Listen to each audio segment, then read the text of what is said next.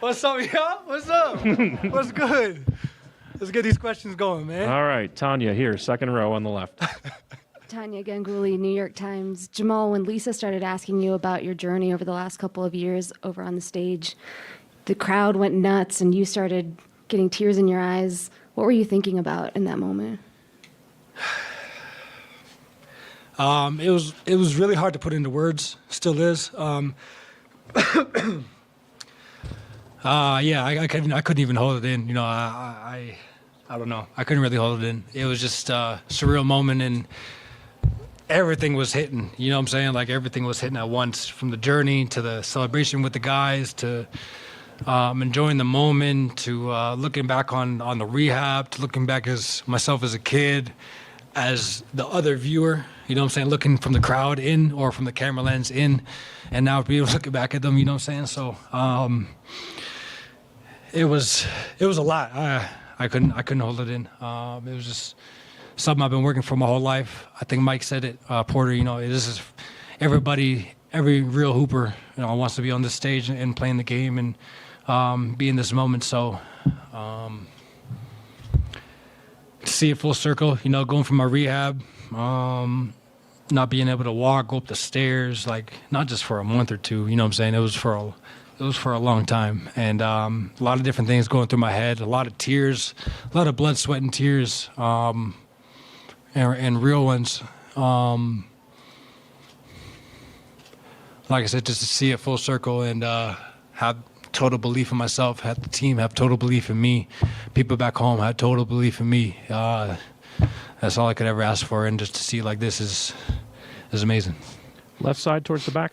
Yeah, Matt Brooks, Nuggets.com. Jamal, you kind of talked throughout the run about playing in your driveway, counting down, winning the championship. What does it feel actually doing it? Did you think about that at all, or does it really just compare the situations? No, I really didn't. I really didn't try to think about it. I just wanted to stay focused. I think that's why I missed so many shots early. It was just so much adrenaline. Like, you want to end it on your home court with all the fans there, your family there. You want to end it on the home court so bad. I just felt my shot like I was overshooting so much that it was short.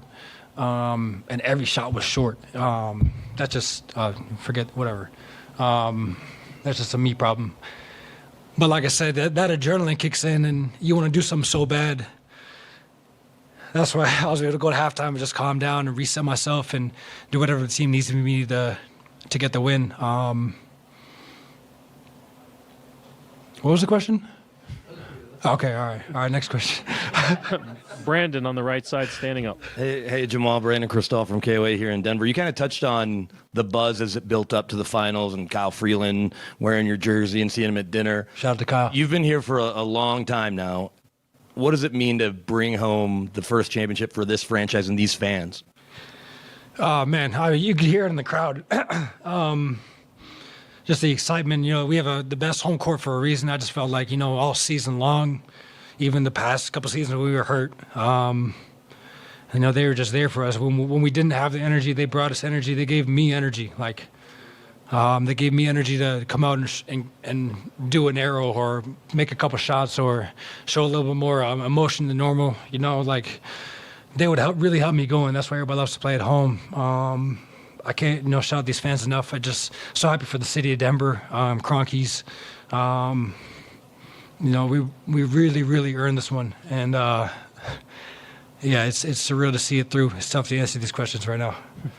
Vinny in the center, third row. Vinny Benedetto with the Denver Gazette. Jamal, Nikola famously said that he expected you to suck for the first 20 games of the regular season, and there was all the talk about, is Jamal back, is he not back? How frustrating was that for you to deal with, and does that make this moment even sweeter to kind of have people, I guess, questioning your ability to return?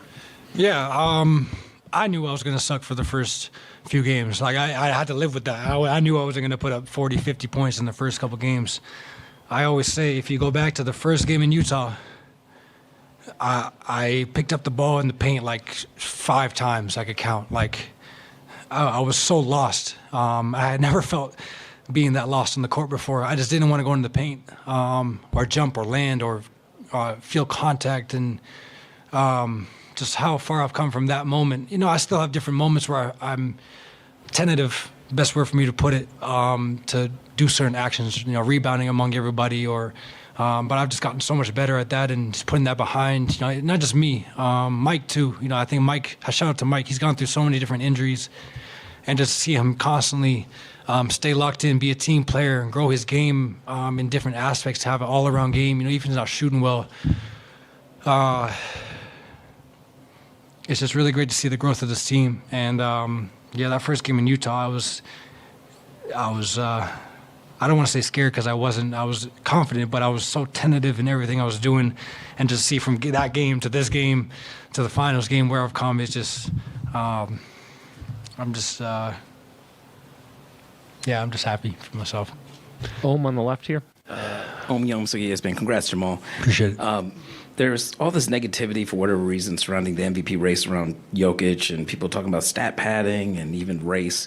What is there left to say about him now that he has a championship and finals MVP? And what do you think winning a championship with Jokic, you two, what is that going to do for you guys now moving forward to the future? I mean, I seen a picture of Jokic and Embiid running for MVP, and Jokic keeps running. And I think that just speaks so much to what his mindset is. Like, I got mad at him today in the game because he kept passing the ball. Like, I hit him in the pocket, he has a floater, and he passed it out of bounds, turnover. I'm like, bro, just shoot it. But that's just part of him, that's just his game, and that's what makes us so good. Is you have to, even when he's open and guys are late, you still have to guard him and guard everybody else. We're just an all-around team. You got to guard every single person that is on the court, whether they can shoot or not, finish or not. Everybody's a threat. And we play so unselfish, giving each other spacing, giving each other different looks, knowing that the ball has energy and it will find you when the time is right. I keep bringing up Mike. I thought he was amazing today. I didn't shoot well early. Yoke didn't score early. A couple calls didn't go our way. And Mike we just told him, yeah, this is your night. No matter what happens, this is your night. And we just tried to make an effort to get him going, and he took advantage of it. And he kept us in the game for a minute, or the first half, or whatever. I don't know. He was just aggressive all night, and that just speaks to our team. Wanting to see each other succeed. Aaron Gordon guarding the best player every night, knowing that he wants to shoot some step back threes here and there. We said, no, get your ass in the dunker, dunk the ball, play defense. We can win a championship. And he's just so unselfish, man. He's just everybody played a pivotal part. Jokic is the Finals MVP, and rightfully so, deserving. And he makes everybody connect and everybody want to win, being so unselfish. And I thought, down the line, everybody was so unselfish for us to get this done. Standing on your right. Jamal. First off, congratulations. Thank you. Brandon Ewing, Denver Stiffs. Ever since you stepped foot in Denver, Michael Malone's been your head coach, and you two embraced him on the court at the end of the game. Just talk about how special that moment was for you, for both you, and you guys have obviously been through so much, just how special it is to go through this journey with him. Yeah, I think for the biggest thing for us, I came off the bench backing up Gary. I just think he had continual trust in my game and what I'm trying to do out there. And when I'm bringing the energy, making shots or not, he trusts me to make the right play out there. And I got on him sometime during the season, like, hey, we're not your little kids anymore. We're grown men, and if we make a mistake, just come talk to us. Just come talk to us. And when we weren't that good, he had to have that kind of authority and defensive mindset, and just get honest and pull it out of us. Now it's like we know what we need to do to win. We know what to expect from each other, and we can get on each other to push each other to be better. And I thought he's not just this year, but each year that we've been together, he's grown in just how to handle us. And I think that's so important, the way you handle people in the locker room, on and off the court. And he's done an amazing job of just keeping us positive, coming to timeouts, keeping us positive, moving on to the next play when we make a mistake.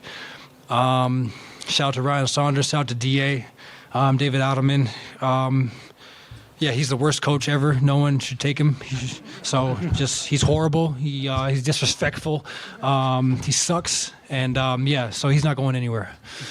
Shane, third row in the center. Jamal, Shane on Ford Sports, now that you won the title, I guess how critical has the team camaraderie here been in order to get to this point?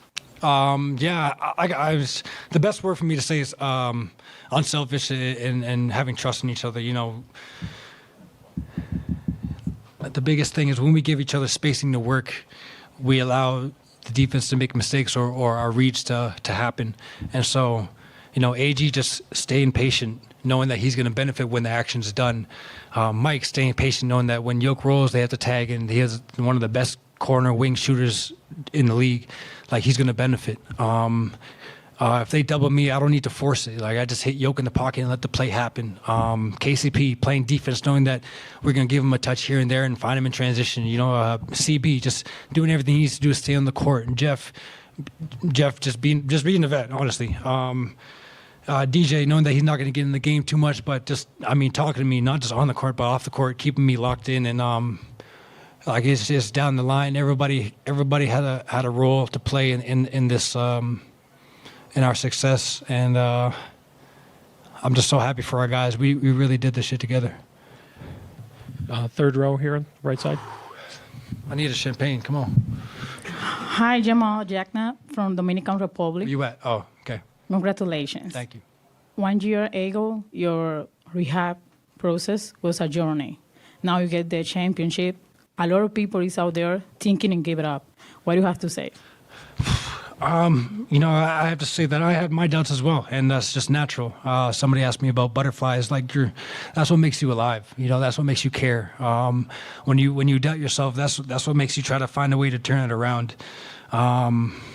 In whatever sport and whatever injury and whatever career that you're in, when you go through adversity, you know, it's how you envision and visualize yourself at the end of it. Zach Levine was a big help in just we talked throughout the rehab, and we were still rehabbing at the time. So just I'm asking you, are you still doing this? Are you still doing this? What should I feel? What do I expect? Gallo, Oladipo, Clay, like all those guys have shown that you can do it, and I just wanted to be another guy to be an inspiration for those little kids that have, even at those young ages, have gone through some adversity. Know that when you put your mind to it, that will take care of itself. It's just the mindset that you have to have, and I've been such a big mindset guy growing up. It's just crazy to see it through, you know, off ACL. You know, this is fresh. You know, this is a year out of playing, not having a year or a summer to really work on my game. You know, I think there's more to come for me, and I just know that if I can do this fresh off of ACL, still having sore days and everything like that, you know, we can do this again. Thank you, and congratulations, Jamal. Appreciate it. You're my man right there.